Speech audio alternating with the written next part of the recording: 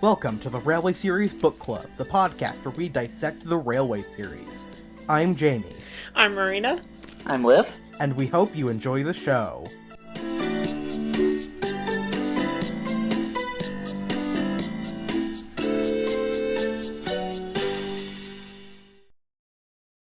And now, let's get ready to rumble.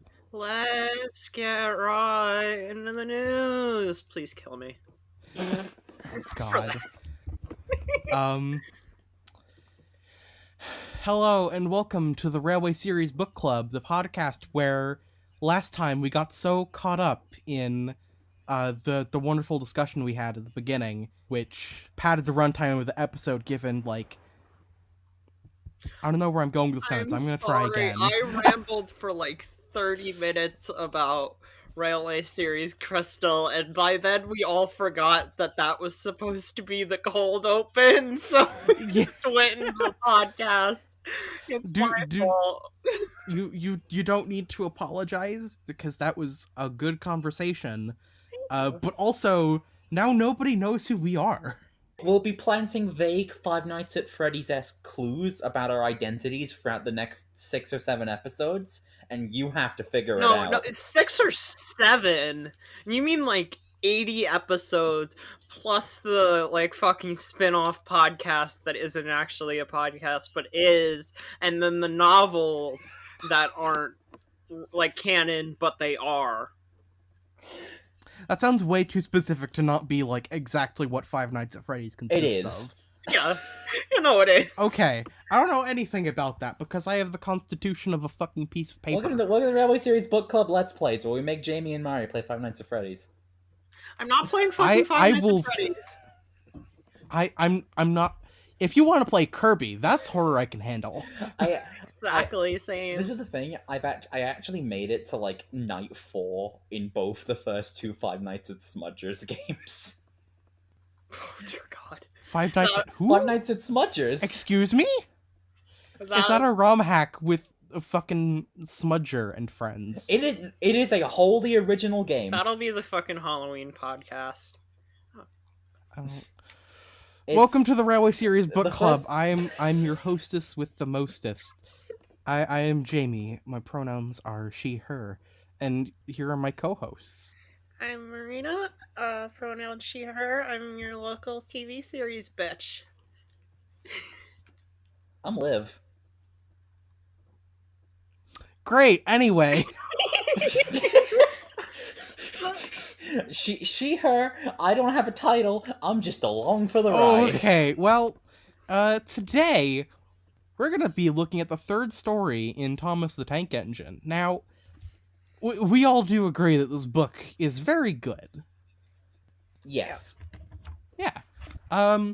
It is my professional opinion as someone who really likes this book, is that I feel like this is kind of the story with the least meat on its bones in the book. Like, just compared to the rest of the stories. And it's not really this story's fault, because it's like, it's good. It just has stiff competition, you know? Yeah. I guess for, like, an example, it's like, The World's End is the worst of the Tornado trilogy. Still an amazing movie, but it's up against fucking Hot Fuzz. You know, it's not really fair. Honestly, like, this story, like, it's one kind of like a lot of the first book, where it's like, I thought more happened in it than actually did happen in it. Yeah. In that case, I feel like we should just, like, kind of dive into the book. Yeah. You know, this is a really fast opening compared to the last one, so... Yeah, maybe that's a good thing. There's no real, like, intricate backstory to this one. Yeah. Although, like, I probably will bring something up, I guess, towards the end of the book that I got suggested to bring up by a friend of mine a while ago. Oh. So look forward to that. I think I might know what you're talking about. We'll see. Shall I start? Yeah. Please begin whenever. Yeah, let us begin. Thomas goes somewhere this time. Yeah. He finally did it. Okay, I'm sorry, let's start the book. Finally went somewhere. That's fitting considering the opening of this book. Oh god. Thomas used to grumble in the shed at night. I'm tired of pushing coaches. I want to see the world. The others didn't take much notice, for Thomas was a little engine with a long tongue. Kinky. But one night, Oh Edward god. came to the shed. He was a kind little engine, and felt sorry for Thomas. I've got some trucks to take home tomorrow, he told them. If you take them instead, I'll push coaches in the yard. Thank you, said Thomas. That'll be nice. Henry still looks sick. You know, I was gonna bring that up. Henry looks sick as fuck. Yeah, Henry still looks like death. You know. I think it's the same facial expression. And in the Pain illustrations, he still has the copper cap and square buffers. So this is Henry's consistent design through the first, like, not first, like it's Henry's Pain design, and I will die defending copper cap Henry. Square buffers, you know, that, whatever. But copper cap is good. I will defend Copper Cap Henry. Copper Cap is this time. It's the handrails on his smoke box. Sure, let's go with that. Also, to the I thought of this because of me thinking of saying stupid shit and not knowing anything. To the person in the comments that mentioned wait till Marina finds out that Vickerstown is a real place. I didn't know that it was. I thought that was a joke, and then Liv told me about it. So, thank you for that.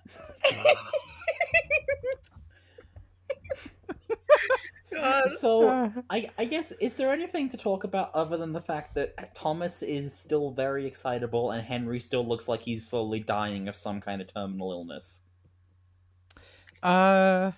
Well, I mean, if we really want to be, like, you know, all doomer about it, there is that one line that now elicits a lot of, for lack of a better word, dread, just because of how it's been followed up on. Well, no, you see that line. That line is how we know that Thomas is a recent graduate of the train program, off to make his mark in Train Central. Legit? Like, I mean, it's a fine line. It's just with the added, I don't know. It's just been tainted for me just because of, like, the, you know, the things that happen. That's probably the majority opinion. But honestly, I thought that was earlier. Like, yeah, he only ever says it once, really. This is the thing, right? Like, I always took this line as a kid as not necessarily he wants to see everything in the world. It's more so he just wants to see things he hasn't seen before, and like. Well, not the whole world, just a small part of it. Chatham is a good boy. No, I didn't even mean to quote that. I was quoting the Hurricane and Frankie. Where they're like, he went off to see the whole the world, and it's like, and Hurricane's like, oh, well, not the whole world, just a small bit of it. See, useful. See, I always read this line as, like, you know, to Thomas, Sodor is his world, so he wants to explore Sodor. This is your world. I'm sorry, I just keep staring at Henry because he looks so in pain. He has the exact same expression as the book, and he's moved the last book, and he's moved lines, so this isn't the same night. I personally, I think that's just his resting face. He just looks like a dying duck 24/7. But Duck, however, does not. I mean, if there's anything worth, like, staring out on this page, it's Edward, because there's, like, weirdness going on with him in both versions. His face is first of all, yeah, his face is tilted in both. In the Pain version, his running board is, like, really low to the ground for some reason, which they fixed in Dalby's version. And I don't know if this is also a Dalby exclusive thing, but, like, Edward's face is a lot darker than the others. I was gonna bring that up, and like, I didn't. I wanted to bring that up, but I didn't know how to say it without accidentally coming off kind of rude, in a way. Yeah, like I think it might have just been like a painting error question Yeah, Probably. by Dalby. I was gonna say it seems like it's just how it's painted because all of the like looking back all the illustrations and like the last book are like normal. Yeah, it's like a one-off thing, but I mean now that I am thinking of it, I think it would be cool if there was like variances in the shade of gray that the engine's faces are. Yeah, Because like I always assume that the reason all the engine's faces are kind of like the shade of gray they are is because they're like made of some kind of like rubberized metal or something. So that's why they don't have like proper pigment or anything. Yeah, I thought it was like a kind of. They're a bit more like mechanical than people, so they don't necessarily have like perfectly human faces. if you Yeah. cut into Thomas, will he bleed? I hope not. This is the thing, right? I'm gonna ask. Like, I ask this. So the engines can taste the water, right? Yeah, like when it goes into their tanks. Yeah. So if you stuck a cheeseburger into Thomas's tank, would he taste that? Well, that's the important question. Does he taste the fish, or does he just feel them inside? I don't even know if he can feel them inside. Well, like he doesn't seem to be aware they're there until the Fat Controller pointed out. So It's I guess Yeah. this raises the question. you know, there's a reason that like I feel like there's a good reason that these are unanswered questions, and that's because if you think about them too long, they start to erode your brain. So I guess before we move on, I have to ask this one. So Thomas can taste water, but he cannot taste fish, and presumably would not be able to taste a cheeseburger. How does the tank differentiate between what it wants Thomas to taste and what it does not? Is the Liquid. tank its own separate? I think the tank, Thomas only knows how to taste water, if that makes sense. Like, he feels it in the tank, and he's like, you know, when it goes into his boiler, he's like, oh, that water tastes good, or oh, this water is like stale as hell.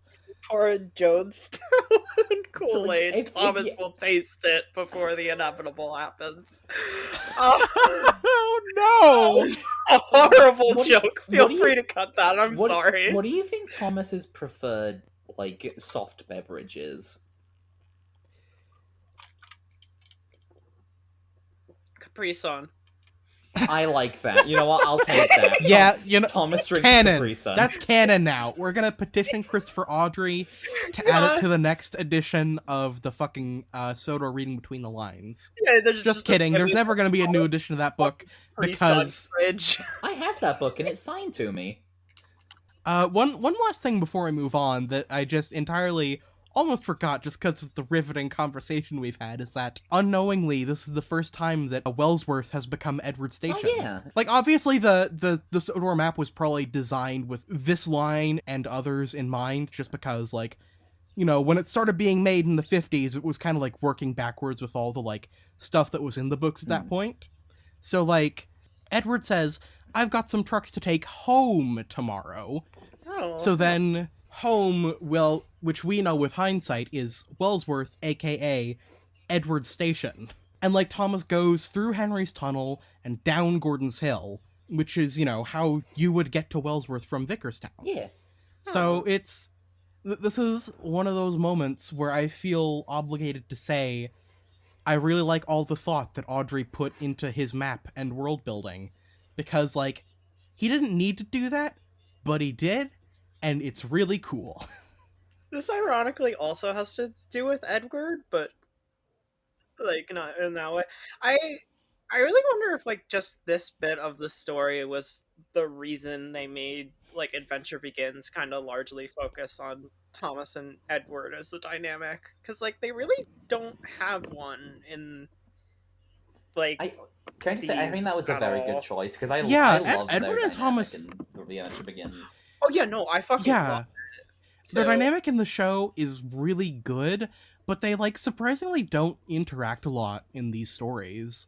Like, Yeah. the most we really get is like Edward is nice to Thomas, and Thomas respects Edward, and that's about all we get from it Yeah, in the books. I really can't think of a single, like, honestly, a single time they really had a significant interaction besides this. I don't think they Yeah. speak after this. I think that really goes to show how just like well established that these two characters are, that like, despite them not having very many stories together in the books, they still have a solid dynamic if you Yeah. put them together. Yeah. So they asked their drivers next morning, and when they said yes, Thomas ran happily to find the trucks. Now, trucks are silly and noisy. They talk a lot and don't attend to what they are doing. They don't listen to their engine, and when he stops, they bump into each other, screaming, "Oh, oh, oh, oh, whatever is happening?" And, I'm sorry to say, they play tricks on an engine who is not used to them. Here in this page, I want to say we have our favorite character, random six-wheeled green, like blue tender engine in the background there. Yeah. Wait, what? In the background, there's like a six-wheel tank like tender engine that is not Gordon.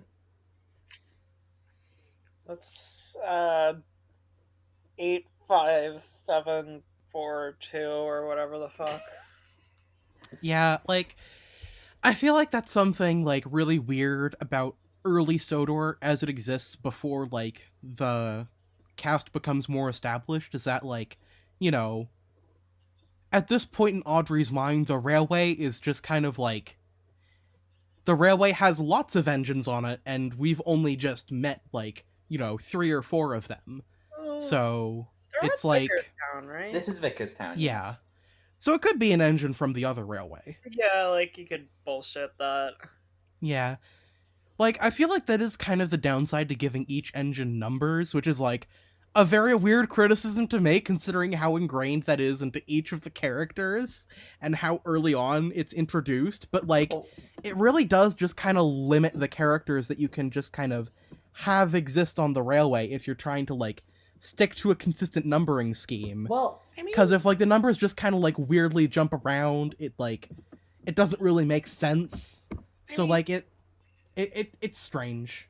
I Thomas, can't quite I can't quite word it right.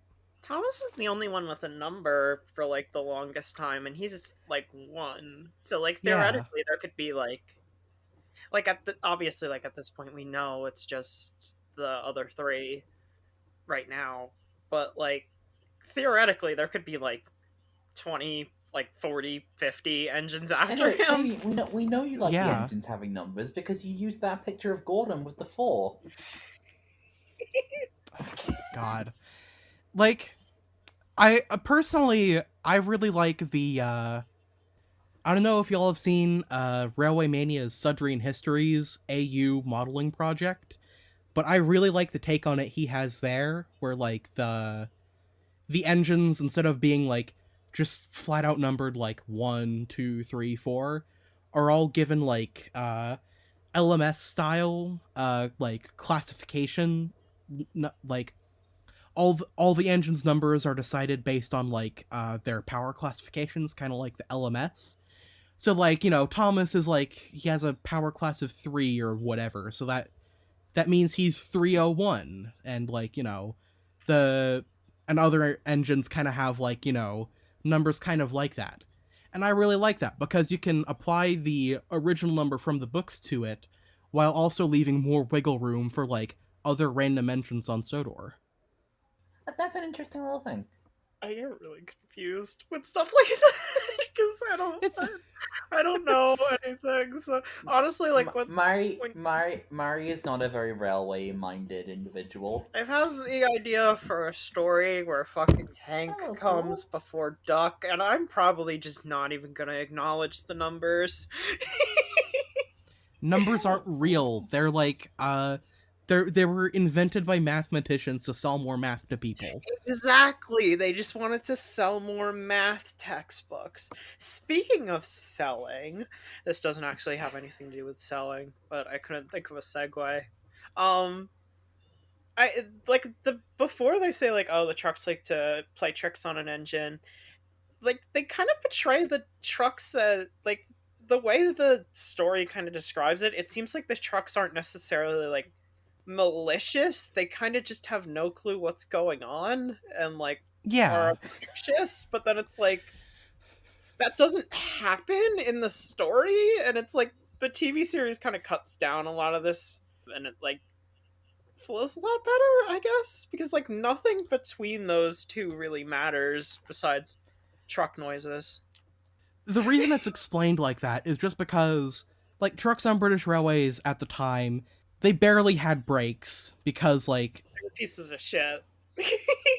yeah, basically, like, you know, if you've ever heard the term unfitted stock, that's just what this is, because there are no brakes throughout the train. Like, you know, when Thomas has to stop at the top of the hill, that's so that the guard can, like, get out of the brake van and then manually walk along to each truck and, like, put on the brakes so that way they don't run away down the hill. Because, like, as opposed to coaches, which would usually have, like, vacuum brakes or air brakes, where, like, you know, the brakes are, you know, held off by either the force of a vacuum or, like, just airflow throughout the entire train and can be controlled just from the front or the back. So, like... That's kind of where the coaches come along quite quietly and nicely, whereas the trucks are very... Yeah, they're difficult. They're a bit irritating kind of thing. Yeah, but it's not necessarily with the trucks. It's not necessarily that they're... The way this explains it, I think, is that the trucks aren't necessarily bad by nature. They're just kind of, like, you know, clumsy and stuff. Like, they're not necessarily malicious, but if the engine doesn't know how to handle them, they'll end up, like, inadvertently playing a trick by just kind of bumping into each other. That's the thing, though. It's not them inadvertently playing a trick later. It's they blatantly do it. Like, they're like, fully, like they're doing it. It's not like like Thomas stopped too quickly and they were like bumping into each other and like pushing him down the hill or something. It's like that would actually be an interesting alternate take. Yeah, that's a take I always, like, got from it when I read it, was that, like, you know, Thomas isn't used to the trucks and he just kind of stops wrong. And I mean, that's not necessarily supported by the text explicitly, but, like, that's always how I saw it. I completely respect that take, but I guess we can get to it later. But like, that's where I thought this was gonna go, especially because of a conversation we had, and I think Edward and Gordon about like the trucks and like the Troublesome trucks more being like a TV series edition. But it's like they are here like malicious, and it's like it's basically like the TV series take. I guess, like, I think one, like, the kind of thing is, like, when they get to the top of the hill, the trucks are like, oh, you know, go on, go for it, and then Thomas is like, oh, fuck, stop, and then they're like, no, fucking go, and then he's like, oh, shit, I'm gonna go shit myself, and then he runs into Wadsworth. No, it's like, the trucks push him. Yeah, that's what I'm saying. No, but, like, they intentionally, like, do it. Yeah, that's what I'm saying. Okay, I'm dumb. I'm sorry. I don't know. We can talk about this more when we get to the page about it. But anything else? Words. This is the first time we see a truck with a face. Oh, here it is. Wait, really? Yeah. I think this is like the only time in the book, actually. Yeah. He looks so honestly discontented. Yeah. I think this is the only time you see the exterior of the big station. I feel like a lot of the, like, criticisms about rolling stock carnage later in the show would kind of be abated if the trucks didn't really have faces, in the same way that, like, you know, a lot of coaches don't have faces, but we just kind of accept that they're alive. Like, maybe at the most you give them, like, a pair of googly eyes. I think that'd be funny. I mean, most of the time when a truck gets destroyed in the show, it's a faceless truck. Like, when Gordon fucking yeets through a truck in By George, like, it doesn't have a face. We don't see it, like, smash to the ground and the face go flying into the distance. Right? I don't know. I think that'd be funny, honestly. Especially, like, I don't know. Like, as a kid, I was never really bothered by, like, brake van, where, like, Douglas smashes apart the spiteful brake van, just because you see his face afterwards, and I always imagined that, just you couldn't hear the spiteful brake van, but he was just kind of cursing under his breath about the situation. Maybe I just have a morbid brain, but I always thought that was kind of funny, just the idea that even after being fully broken apart, as long as there was a face left, the trucks would just be like, ha, nice. Oh fuck, I failed. Yeah. God. Trucks are immortal, that's why they cause fucking everything. Yeah. Can't die. Douglas and and the spiteful brake van on top of a tower, and Douglas is just like, "I do you believe in destiny?" And then just shoots the fucking spiteful brake van with an arrow, and then he just fucking turns into dust. What is that a reference to? Ruby, it's a Ruby joke. Oh, that shows how much I've kept up with Ruby. When I fucking do you believe in destiny made me think of just a fucking a Street Fighter character's intro line, because she's or it's something about destiny, and then do you believe in fate, and she's a fortune teller character thing. I'm really off. Words. Should we move on? Yeah, I think we should move on. Honestly, I don't want to keep on Ruby. We're kind of, I feel like we are much like trucks right now, in that we are silly and noisy. We don't attend to what we are doing, and in trying to talk about this, we're just kind of bumping into each other, being like, oh.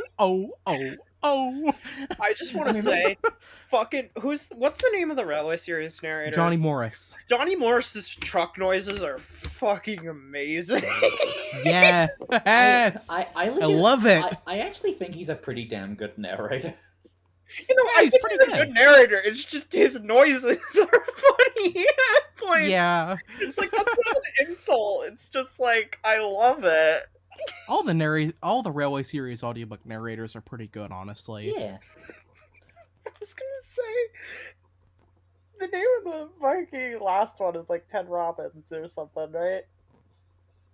Yeah, that's the Christopher Audrey For some one. reason, at first, I thought it was Ted Bundy. Who is that? Oh, A fucking murderer. Famous serial murderer. Anyway, should I continue? Yeah, let's go. Edward knew all about trucks. He warned Thomas to be careful, but Thomas was too excited to listen. The shunter fastened the coupling, and when the signal dropped, Thomas was ready. The guard blew his whistle. Beep, beep, answered Thomas, and started off. But the trucks weren't ready. Oh, oh, oh, oh! They screamed as their couplings tightened. Wait, Thomas, wait! But Thomas wouldn't wait. Come on, he puffed, and the trucks grumbled slowly out of the siding and onto the main line. There's really not a lot to say about the... I did notice, the adventure begins changes it so you actually see... I was gonna say, the adventure begins turns the first line into a scene of Edward being like, now Thomas, don't be a dipshit, and then Thomas is like, I'm absolutely going to be a dipshit. Well, I really like that moment, just Yeah. because, it turns the subtext of, the development of Thomas between this story and the last into just literal text. Edward is like, now Thomas, you need to be careful with the trucks, but Thomas, is basically like, oh, don't worry, I'll wait to be coupled up. I learned my lesson. Yeah, he's like, I learned my lesson, I'm already coupled up, see?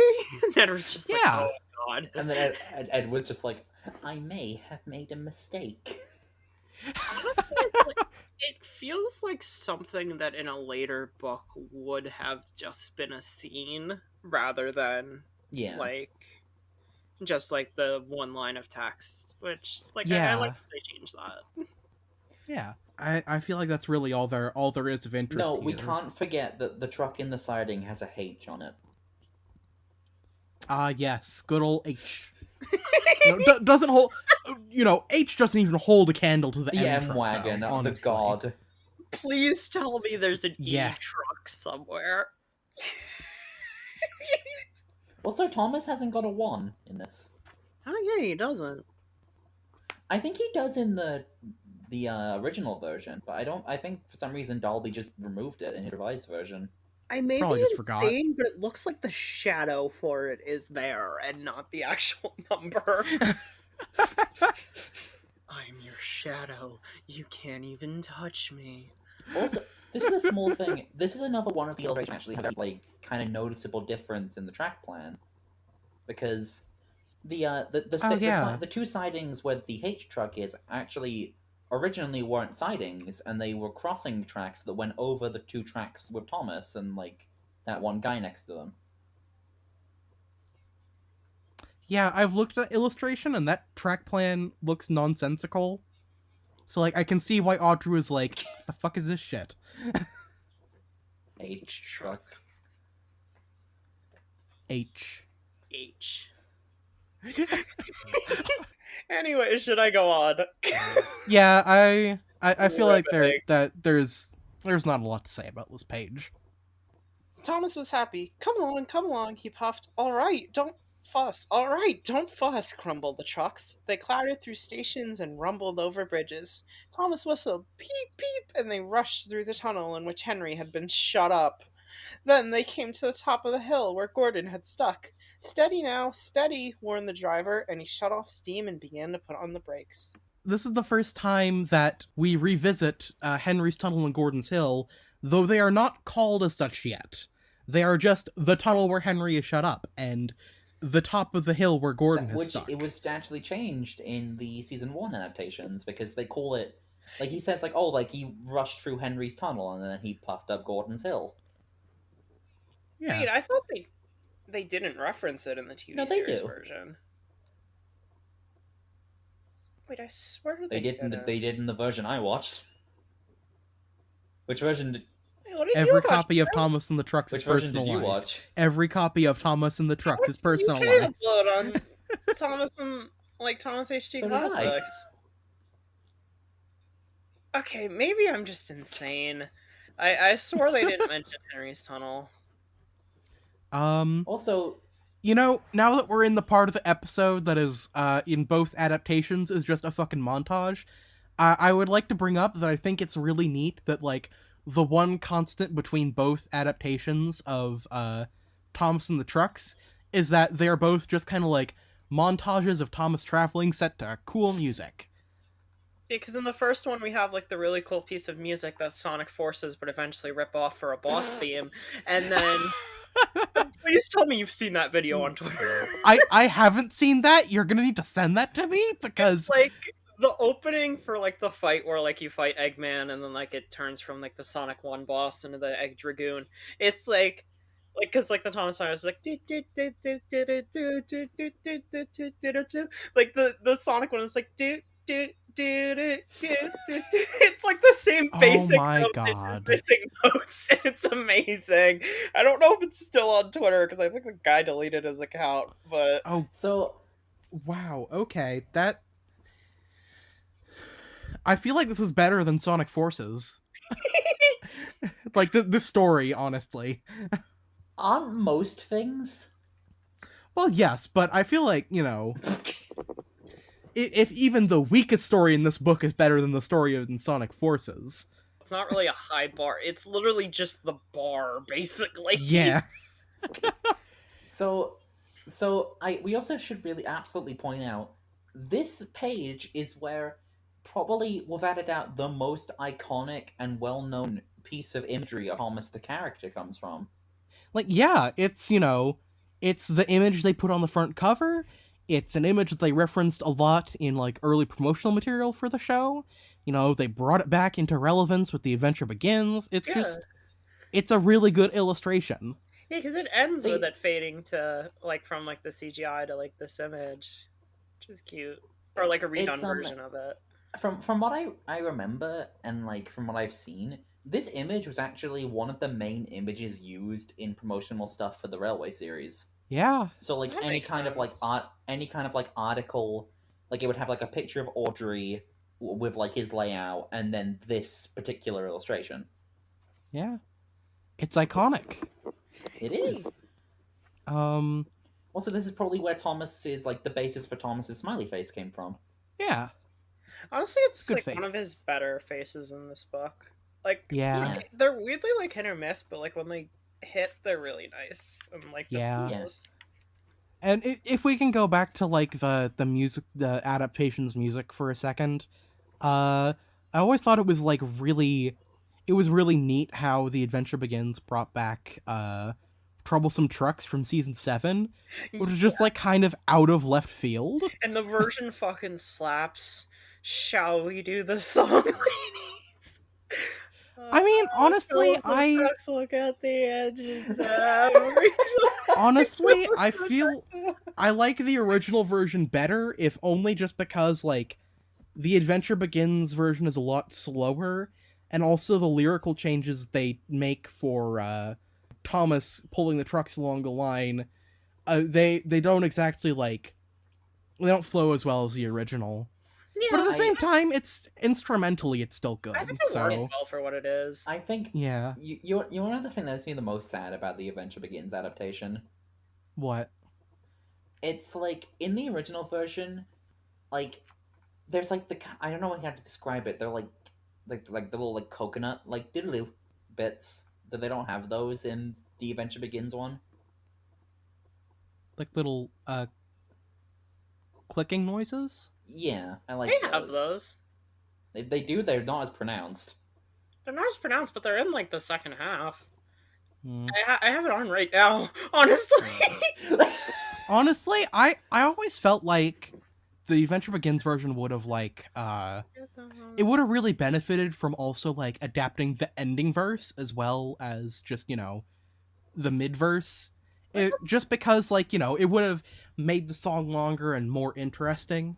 Well, I guess it's If because that makes sense. it's like it flows to the scene, and like the scene's only like a minute and 50 seconds, so It's like and that's including the opening. What I think would be cool Yeah. if like it's like once Thomas gets over the hill, like he's like when they start pushing him, they could have like done the like engine like the engines try hard to take a stand kind of bit to it. Yeah. I think that would have been cool. Like It's that's my favorite part of the song, honestly, just because like the key changes and it gets a little bit more intense. you know what's like this is just a random thing. We never got a lyrical version of Gordon's theme, and that makes me sad. Yeah, the most we really have is We Ode to did in Gordon. season We don't have a 8. musical. We don't have a musical version of Henry's theme, and that really bothers me because they're like, Henry has 2 whole ass themes in the classic series that they could didn't even easily like have a string song together to ever. make a cool thing. The only song Edward ever got was in the hit era. They had to share it, and it was like barely even about them. Working together. Often puff through all sorts of weather. I do have to say, I do. just imagining Jamie just in the darkness, just slowly crying as she sings the "Working Together" song, just like holding a framed photo Honestly. of Edward and Henry. Just, I miss you so much. Look out, Thomas. I Thomas. I used to think that was the single worst hit era song just because it was so like repetitive and samey and dumb, but then just like I heard other ones that were worse, and I don't remember which ones they are because they're all the fucking same. And they're still somehow better than everything made by Eggplant. Eggplant has a few good ones, Is honestly. a time for Okay, can things. It's Halloween. It's Halloween is really good. I have a soft spot for like some of the like normal ass songs that they made, like Christmas is a time Let's Go for and Best Friends things. Express are really good. You know, We're on a Journey Today, kind of a banger. I should.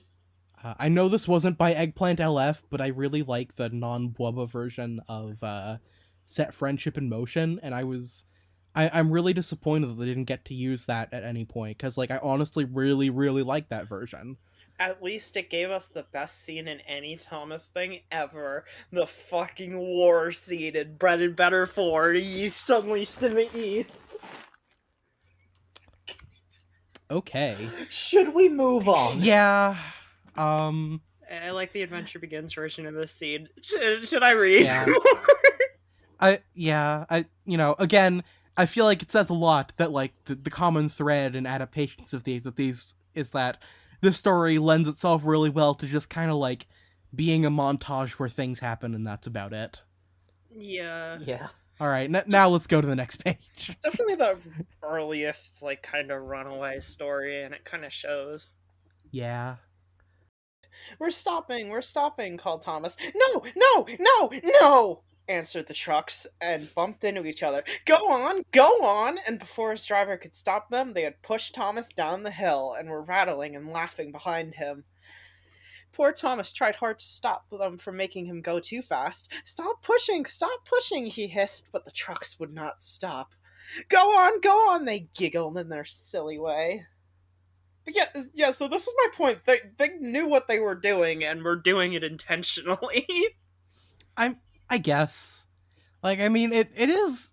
I do feel like it is still somewhat supported by the, like, the dialogue at the beginning, that they will play tricks on engines who aren't used to them. Thomas isn't used to them, and now they're doing the thing. It's just, like, I get why the TV series version removed that middle part, because really all you needed is, like, the trucks are, like, silly and obnoxious, and, like, they play tricks on an engine who's not ready for them, which, like, they do here. So it's like, I don't know, like, I don't know, it just... Now, this brings the question of... This is just a thing, I think we did talk about this, but I'm curious. Was Gordon actually being held back at all, or is he just a lazy cunt? He was just a lazy cunt. We talked about that last time. Yeah, I think Gordon was just, like, it was... None of his trucks had faces, I don't think.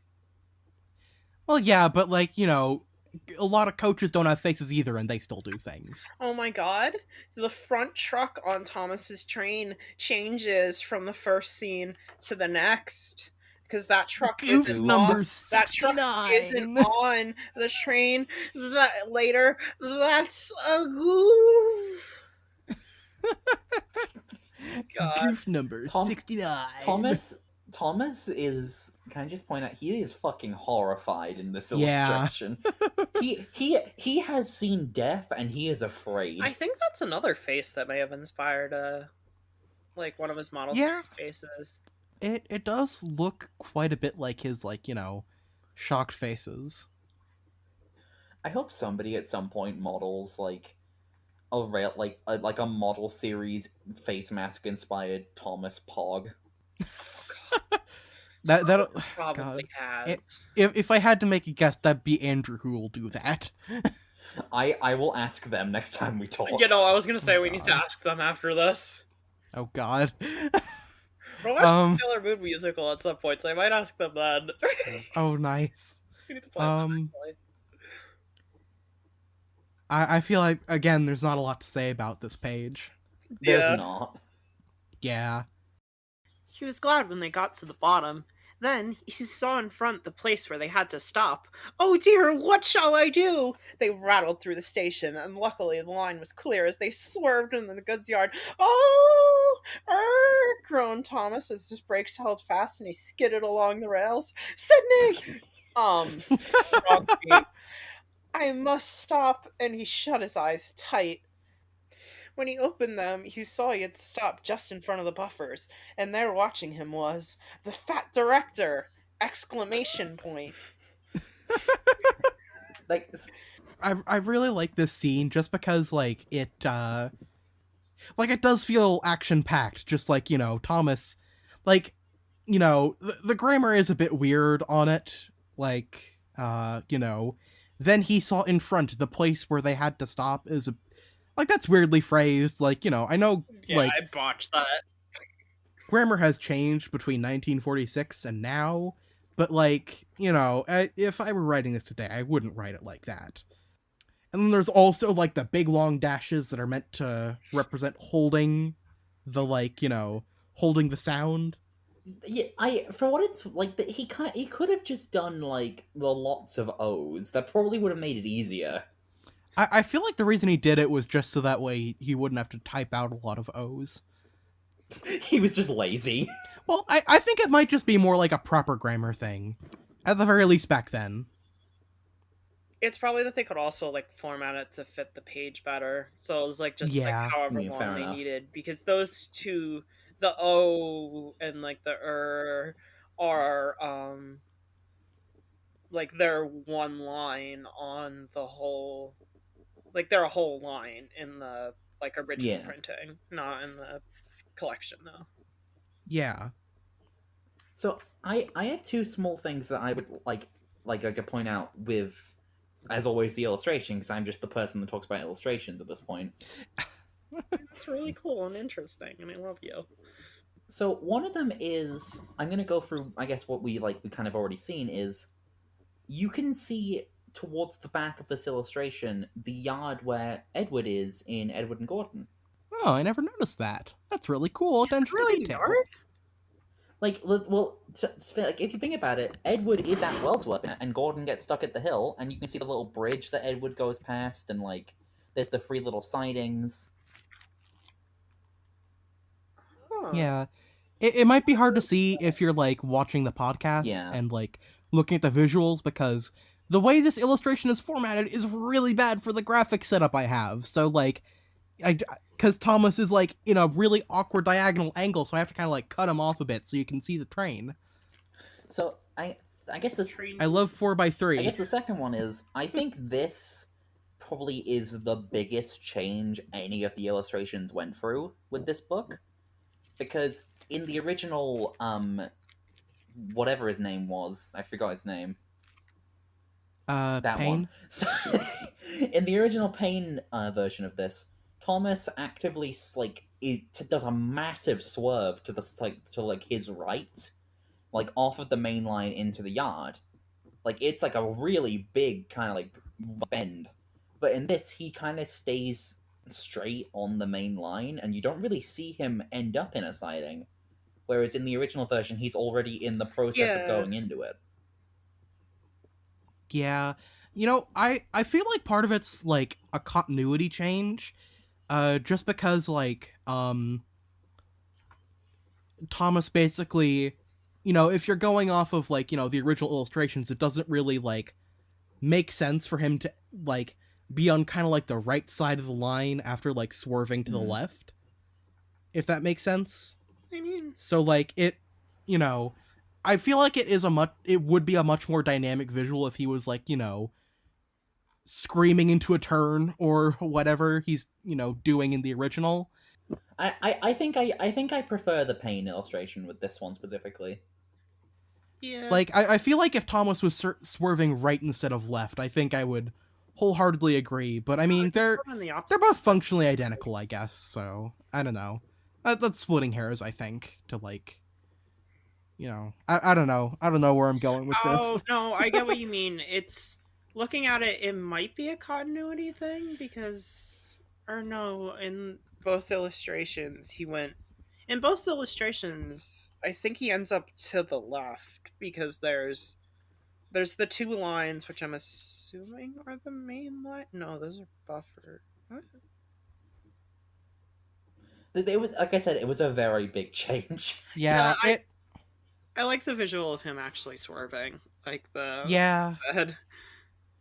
Yeah, it is pretty good. And is that all we have to say about this? I think so. Yeah. All right. Now let's go on to the final page. Let's finish this. What are you doing here, Thomas? He asked sternly. I've brought Edward's trucks, Thomas answered. Why did you come so fast? I didn't mean to. I was pushed, said Thomas sadly. Haven't you pulled trucks before? No. Then you have a lot to learn about trucks, little Thomas. They are silly things and must be kept in their place. After pushing them about here for a few weeks, you'll know almost as much about them as Edward. Then you'll be a really useful engine. The I, end. is that the first dropping of really useful engine? Yeah, that's the Yeah. first time they dropped the phrase. There's a lot of firsts in this book, like in terms of Yeah. phrases specifically. Yeah. These early books, it's really easy to tell Audrey's still, like, finding his footing. Because I feel like after this, like, after the first 6 books in particular, you know, maybe even earlier than that, he kind of gets, like, his storytelling gets a bit more consistent, I think. Yeah. Yeah, he finds his style. Yeah. I had something interesting to. Okay, so this is Thomas lives at Wordsworth for like a little bit after this. Apparently, Yeah, I was gonna ask about that. So does he actually stay there? he. Yeah, From Thomas... From I understand canonically, Thomas was temporarily transferred to the Wordsworth yard to shunt some trucks for a bit so he could learn. Yeah. Oh, he's in the first illustration of Thomas and the Breakdown Train. He's in front of the little turntable at the water tower that's in the background of Oh, the last page's illustration. Oh, yeah, also he is! That's really cool! James must have run away on Gordon's Hill and then passed him. Yeah. They're made of what? The attention to detail on, like, the map and, like, the illustrations and stuff, like, it's really good. And I know the map was, like, based around the, what happens in the early books, but just, like, even just the like, attention to detail within the illustrations in this book, it's really good. And God, Payne's illustrations are really good. I wish he could have stayed on longer. I'm looking now at, like, the page with the breakdown train. It's in the siding right next to the shed that Thomas passes. Wow. Yeah. So, oh wow. God. So, like, I guess Thomas was at Wellsworth at the time. James was new. He comes down Gordon's Hill from Vickerstown, I guess on his first trip down the line, and, like, he breaks away, and then they send Thomas up because he's already there. Yeah. And it makes sense for James to have, like, had a crash going down Gordon's Hill, because in James the Red Engine, he's stationed at Knapford, which is at the other end of the line. So that means that he would have had to go down Gordon's Hill to get there in the first place. So the next book is where Knapford becomes the Tidmouth. station, right? Right, Tidmouth. Bleh. God, did I say Knapford when I was talking about the big station at the other end of the line? Heathen. Oh, God. You've got I'm becoming a TV series bitch. You all can't make fun of me anymore. Fishing village. Shut the fuck up. That was mean, I'm sorry. I love you. Mari,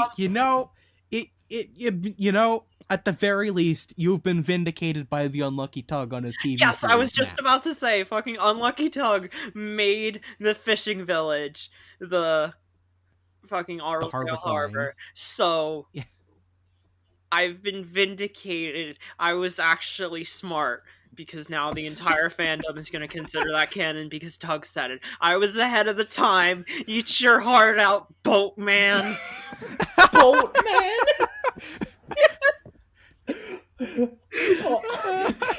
Petition for the entire fandom to henceforth call the Unlucky Tug Boatman. No, I should note I was joking with all of that. He's good. I inadvertently, in my stupidity, fucking predicted what he would do for the TV series map. So my insanity was actually just being ahead of the curve. I was galaxy brained. Technically, Mari, you still weren't correct, because his map is only for season 1 to 7. But it could also apply later in the show, and the fishing village appears in season 7, so boom, destroyed by facts and logic. We should move on to something else. So we talked last time about how the Fat Controller was kind of like changed because the editors were like, hey, maybe you could like tone down this guy and make him more of a father figure, and Audrey was just kind of like, Okay, and you can really see a lot more of that here in how kindly he treats Thomas after, like, having a runaway and almost crashing. Yeah, it's like he's just like, it's like, well, like you have to like learn how to like do this better, but like he's not like even really mad at him. Yeah. Ironically, the Adventure Begins version has him more pissed because both him and Edward Yeah. get in trouble for this, which like is an interesting take that like works really well for like a extended special. But like it's interesting because like people always complain like, oh, the series is too soft now. It was better when everyone hated each other and was a dick. But it's like it's probably like the one instance I can think of where like the like The tone. Railway series is Yes. more soft than the TV series. Yeah. So it's like it's interesting. Yeah. Uh the only other thing I think is really interesting to me here is just like the phrasing of they are silly things and must be kept in their place is like I'm not a fan of how that's It's a phrased. Yeah, bit, no, it's but, a like, bit like, very it's a dictator. bit like, what the fuck do you mean by that? Yeah, but like it's Those never really trucks need to followed be up put in their on. place. They're at the bottom of our society, Thomas. You must learn how to God. oppress. God. Yeah, nothing really comes to this line, so it's just kind of like It's just weird. something that just kind of makes you do a double take, and then Yeah, like it's- nothing comes of it, and it's Like just like I was okay. listening to the railway the railway series like audio book reading of this story, and then I got to that, and I was just like, what the fuck do you mean by that, Topham? Yeah. I feel like that kind of line sounds like something that come out of the mouth of like Gordon, or like I don't know. It's the kind of line where it's like people are like, Sodor kind of seems like dictatory, like the kind of line you would like that. Yeah, this is the really kind of thing fight you would that like image. cherry pick to prove your point. Yeah, but like also like doesn't really like counter that, and like obviously they don't really do that again. But It is a yikes line. I don't know, just like the way I always view that kind of argument is that like, we are looking at the perspective of like locomotives who are doing a job for a company, so it kind of makes sense that they'd have to like listen to their boss, I guess. it's a I don't know. it just kind of brings up the like except like thing of like, do they even have a Guys, choice? we're reading Thomas and the Trucks. We can get into this when we get to Stepney.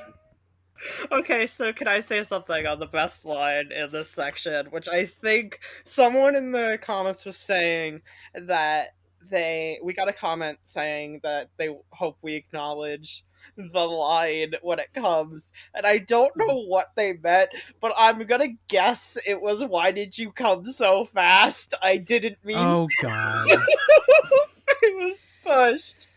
Which, if you look at those just on their own, there are some interesting.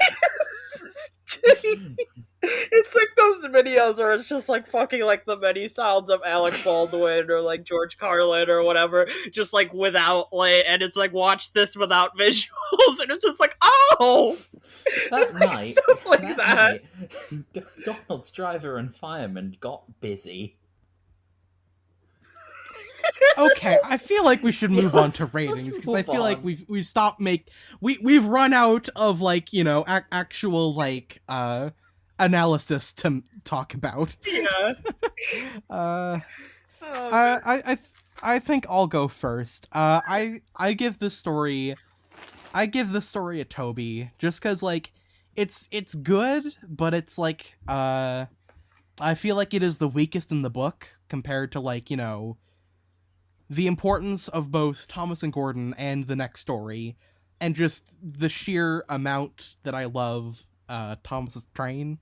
Like it's like the story is good, but there's like not an awful lot of meat on its bones. Yeah. Yeah. Now, what about you two?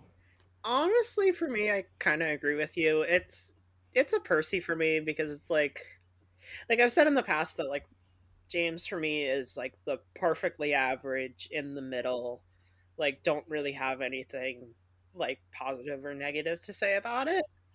And like for me, this is like it's a good story. It's like a solid story that's memorable for a reason, but like doesn't have the most meat to Yeah. it, I guess. Yeah. Yeah, so it's good, but honestly, this is probably the story I've had the least feelings on so far. Hmm. Except maybe Edward's Day Out, but that one was easier to talk about because it was the first one and like the pilot and stuff. So, Yeah. I guess to kind of start off with what I'm thinking about, um, I was asked if I would go into this topic, and it actually fits in pretty well in how I feel about this story. So, um, this is like kind of like a backstory, I guess, with the book as a whole. Is I think it was either the editor or somebody for this book, like, kind of criticized it for being very samey. Like, Thomas does something and tries to leave the yard, fucks up, and then gets like put back, and then in the final book, story, he actually gets to like go out and do shit. And like she described it as like how most of the stories are very similar to one another, and I feel like that's kind of felt the most with this story. Because Yeah. Yeah. I really like this story. I think it's really fun. But I think that's more so because I have a lot of like nostalgic attachment to this story and the stories in this book as a whole, which is kind of like raising it up higher than I probably should be objectively. So like I would probably say like a Percy as well. Like it's good, it's nothing amazing, but like it's nothing you shouldn't read. Yeah. But it's nothing you really need to. It's nothing you need to read, but it's nothing you should avoid. Yeah, it's. I didn't actually. I never heard that review before, but like Hmm. I kind of get that like Yeah. idea. I feel like a lot of early Audrey stories are like that. Like, the one that comes to mind, to me is the James in the Top Hat and James and the Bootlaces, which were like so similar that they were kind of like rolled into one for the TV version, and it I works honestly better that forgot way. they were even different stories. Yeah, because they're both just kind of like James fucks up around coaches, and that's about all they have to them. And I feel like that is something that gets improved on as the books like continue. Is that like there are like more different things happening in each Yeah. story. But I mean, honestly, I do kind of think it works here because it kind of like works with the incrementalism that is Thomas's character arc in this book. Yeah. Like, he is after Thomas and Gordon, Thomas is like bit by bit maturing through each story in the book. Like, first he gets his comeuppance for being a cheeky little shit. And then once he gets perspective drilled into him, he tries to do a thing and fails. Then the next time he tries to do a thing, he succeeds for the most part, but then fails at the end. And it's not until the very end when he's finally Yeah. he's finally finished his journey. So I feel like it works better here than it does later in James the Red Engine.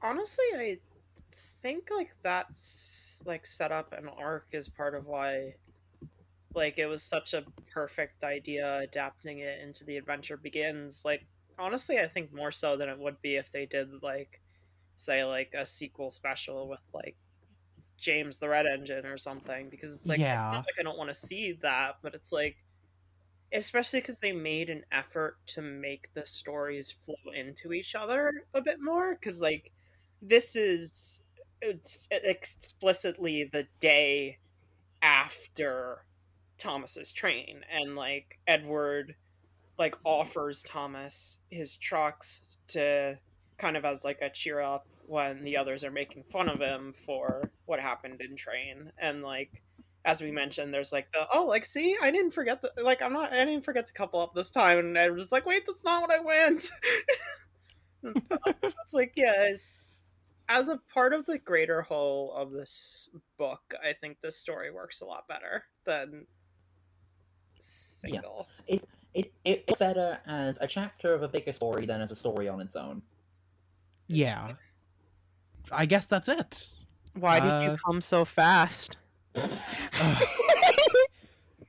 We went through this book at like lightning speed. Oh, We're only this was a quick a one. minute and 15 minutes. So You know, this this will is probably. I think this might be our shortest one yet. And like, I mean, I don't know if it's gonna beat. I don't know if it's gonna beat Edward's Day it Out, will but not. this is definitely It will gonna be not on the be shorter Edward's side. Day Out, but it will definitely be a pretty short one. Yeah, I guess. Thank you for listening, everyone, Thank to you. our Railway Series book club, where we just kind of shotgun this story this week. I guess. Also, I just want to say, like, a special, like, thank you all so much for your comments on, like, the last Yeah. episode. They were super sweet, and, like, everyone who's taking the time to comment or even just watch the show, like, thank you so much. Yeah, we really appreciate your comments and feedback, and it's Yeah. you know we're still growing, so we really appreciate it. I was gonna say something like I hope you come to the next book club meeting, but it sounded stupid in my head, so I'm just gonna. No, that's good. I'd rather you don't come to it. Like, I hope you come so fast. Shall we take it away with a song, ladies? I would. Troublesome trucks will get every Thanks time. for coming to the Railway Trucks Series will book run club. the edges See you off next time. line. They don't care how big they are to them. It's just a game. Those troublesome trucks, look at them all the same. I'm doing this so you can cut the recording. Good They don't care how big good night, everybody. Good night, everybody. Good night. those troublesome trucks. Okay.